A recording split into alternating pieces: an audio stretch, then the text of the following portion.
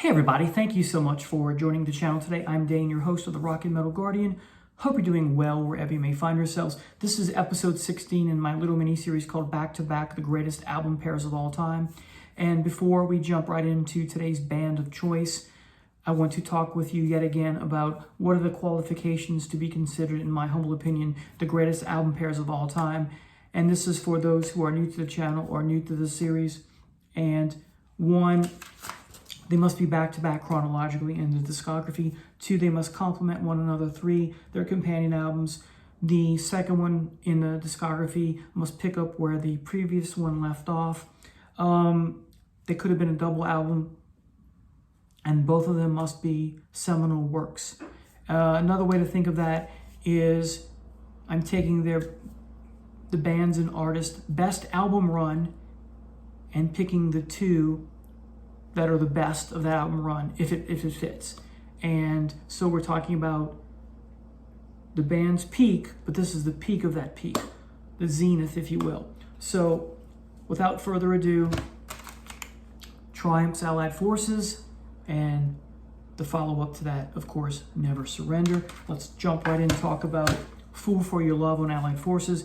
Begins with that feedback, and then the hum kicks in, and you think you're getting a heavy metal song. Not quite, but it is a cool heavy rocker. After the hum and feedback, the 3 guys kick in all at once. Like I said, a heavy rocker. You got Gil on vocals. This is one of his best top 5 vocal performances of all time, if you ask me. I do prefer Rick vocally, but I do like Gil as well, but Rick's my favorite of the 2. Next, you get the majestic and magical Magic Power. You have a nice acoustic intro. Sounds like you got a recorder or some keys that are underneath that in the mix. Very inspiring vocals from Rick. And Rick singing to the woman in question about her calling up the radio station to get the DJ to play her favorite song. And I can relate to this. I miss the days of doing that because there was something magical, of course, and special about someone taking the time to fill in your request. There's something fulfilling about someone playing your song on the radio, and so when you hear it, you're like, yay, right? As opposed to you just playing it. And it's talking about the magic of music in general. So if you're a music fan, how can you not like the song, right? There's some nice keys underneath all of this. It's a light song for the most part, but at the two-thirds of the way through the song, you get a little bit of heaviness, not much. It's just a notch or 2 above what the song is doing on the bass line, so to speak. And that begins when Rick sings It's Never Gonna Stop. And there's a little bit of a launch, but it's not anything overpowering. Just a great song. I love it. Next is Air Raid, which is the introduction to the title track. They could have just combined the 2 songs into one. Anyway, begins with a heartbeat, and then you get the siren of an air raid. Think World War I or World War II or tornado watch or warning. And then there's some gunfire after that, simulated, I guess, or recorded, who knows. And then lastly is what sounds like the closing or slamming of 2 giant metal doors, and then you launch into the title track, and that launch is fantastic. Just some kick-ass guitars, right? Dun, right? It's just I'm not even going to try to imitate it. And then after the kick-ass guitar comes in, you get the big guitar pick across the strings from bottom to top that we all know and love, right? This is one of Gil's best vocal performances, if not his best. Stellar work from Rick Emmett, as always. Great riffs, great solo here, great runs. It's just fantastic. And Gil's drums here are phenomenal as well. And of course, when he gets to that towards the end, that high-pitched yeah, it's just fabulous. I love it. It never gets old for me. Next is Hot Time in the City Tonight. It's a throwback to 50s style rock and roll. That opening guitar bit is reminiscent of Kiss's Let Me Go Rock and Roll on Kiss Alive. And of course the studio track, but it is that Chuck Berry style of guitar, if not lick for lick Chuck Berry's actual playing from a particular song. It's fun, it's nostalgic, I like it. It's my least favorite song on the album, but I do like it. Fight the Good Fight is next. This is one of my favorite, it is my favorite Triumph song of all time. You have some dreamy introductory keyboards, which go with an acoustic guitar, and then the drums kick in. It's super nice. This song is super inspired. Gives me chills every time. So the speaker here, or Rick, is speaking to his baby, but he's really speaking to all of us. So without being preachy, it's an instructional song. It's didactic about how to live your life. So how to live your life, but without being preachy. And it's a light and shade song. It starts off light and then it progresses and builds up to that shade. And that begins when, well, it doesn't begin yet, but one of the lyrics I meant to mention is when he talks about, thematically speaking, about being the master of your own destiny. And then when he says, so give and take the best that you can, then it launches into that heavy bit. Very Stairway to Heaven-like in the sense of the slow build-up, not sounding like Stairway to Heaven. However, having said that, Emmett's guitar here in the solo does sound a bit like Jimmy Page. I like it. Next is the equally fabulous, or near equally fabulous song, Ordinary Man. It's much different from Fight the Good Fight, but the similarity is, like the previous song, we're dealing with giving the band vocally and lyrically giving us bits of wisdom, but without being preachy. So it's similar to Fight the Good Fight, how to live your life, again, but different message. This is inspired as well. So you have two masterpieces, in my opinion, back to back on the album. One of the reasons why I love this album so much, and what makes it great. The song opens with the title of the song, Ordinary Man, sung by Rick 3 times. It's quite compelling and it pulls you in. And then you get this wonderful transition to this Beatles-like melody or harmony and tone of Rick's register and vocals.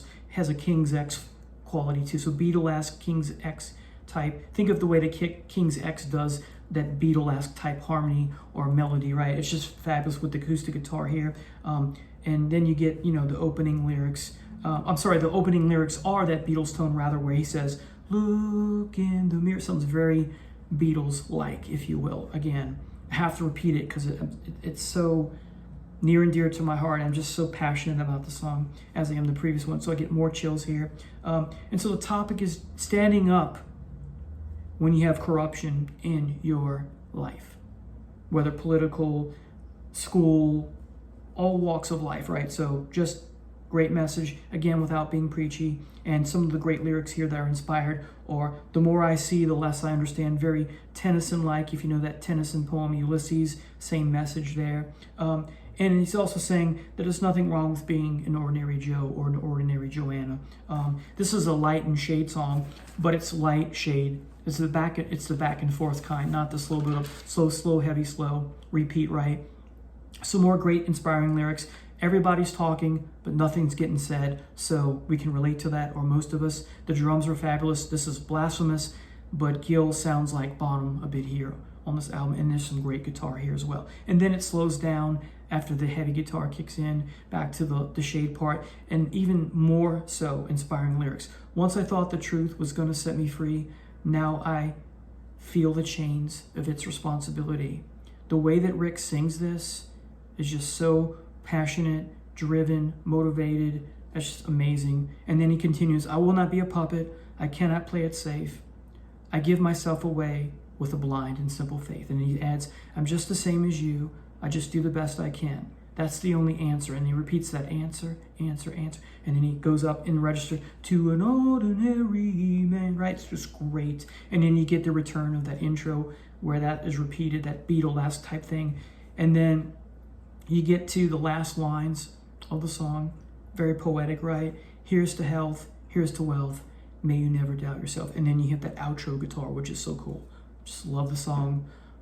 I'm getting chills right now talking about it. And then you get Petite Etude, a small instrumental. It's a nice acoustic piece from Rick. It's short and sweet. It's delightful. The opening half of this short piece reminds me in many ways to Genesis's Blood on the Rooftops, but without the tragedy, without the bloodshed. And then the second half, it doesn't sound like Genesis at all. It's totally Triumph. Anyway, I love it. Next, you get the outro song, Say Goodbye. Nice heavy intro, but it's not a heavy song. The intro's a bit heavy. It's some light and shade here, of course. Rick's vocals are phenomenal, as always. Reminiscent of how he sings on the Just a Game album. It would belong. The song would fit on that album quite nicely. This is another song in the vein of, well, it's been fun, babe, but I'm leaving you tomorrow. Think Free Bird, think Living After Midnight by Judas Priest. Again, light and shade. Acoustic guitar here. When you get to the part towards the end or middle, don't say you love me, just say goodbye. And then it gets heavy again. I just love the song. It never gets old for me. Love, love, love. Love this song. Now, Never Surrender. The opening track, Too Much Thinking, bit dated with the typewriter sound and the news report, and you hear Ronald Reagan from a press conference. It's brief at least. It's okay song-wise. I like the guitar intro and Gil's vocals, but I usually skip this song. Anyway, then you get the fabulous A World of Fantasy. Great acoustic intro. Great singing from Rick. Light and shade song. It's fabulous. It's a heavy ballad, I guess you could call it. You can relate to the story, or many of us, I can relate to the story about being in love with love and that sort of thing. Slow bluesy solo in the middle, which is dynamite. I love it. Oh man. Then we get, I love the song. Then you get a minor prelude, acoustic classical flair from Rick. Again, it's beautiful. I love when they do this on record. It's the intro for the next song, which is All the Way. Heavy rocker, great chorus, great vocals. Can sing along to it. I sing along to it. I love this song. Next, wow, you get the fabulous Battle Cry. This might be Gil's best vocal performance of all time. It's anthemic without being anthemic, if that makes sense. It's got the slow, moody middle section that sets up the great solo to come. It's just a great song. I love it. It never gets old for me. Then we get the title track, which is also fabulous, Never Surrender. You have this crunchy guitar with mixed soundscapes, if you will, knickknacks kind of thing. Like I said, it's a phenomenal song. It's heavy yet commercial at the same time. Mostly commercial. The chorus is fabulous. It's heavy in small parts, really. This is another How to Live Your Life song, but without being preachy. See the pair connection here, right? So like the previous album, you have a great heavy solo, and the end is a slow bluesy guitar mix with acoustic flavorings underneath. Just great. Just check it on the cat. All right. Now, the next song, When the Lights Go Down. Could have been a great way to open this album instead of Too Much Thinking. Sometimes I will rearrange the tracks, drop that song, and begin with When the Lights Go Down. And as you know, if you're a Triumph fan, they would often, most often than not, once the song was recorded, play this live. They would open their live set by playing this first. So it pairs nicely with the opening song on Allied Forces, which again is Full Free Love. They have that similar feel. They're very different, but yet they have that same vibe going on, if that makes sense. So bluesy intro with acoustic bluesy intro. Then comes the heavy electric part after that. Another great Gil-led vocally song. You have an amazing solo, this to and fro between Rick's guitar and Gil's drums. That's what that's what makes the song great.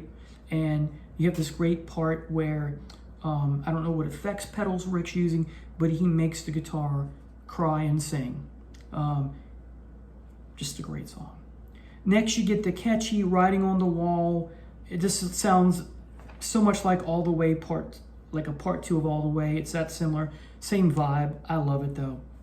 Finally, epilogue / or in parentheses, mind you, resolution. Great acoustic intro. And then this bluesy guitar. Then then bluesy guitar, that's electric. So acoustic intro, then a bluesy electric guitar to follow. The instrumental here is just brilliant. It's exquisite. It's dynamite. Rick's just showcasing his talents here. I love this little bit here. Great way to end an album. So there it is, folks. I will have another episode for you tomorrow. Go ahead and click the notification button to be apprised of all upcoming videos. And to help this channel grow, could you click the like and subscribe button? Thank you so much for watching. Take care now. Bye.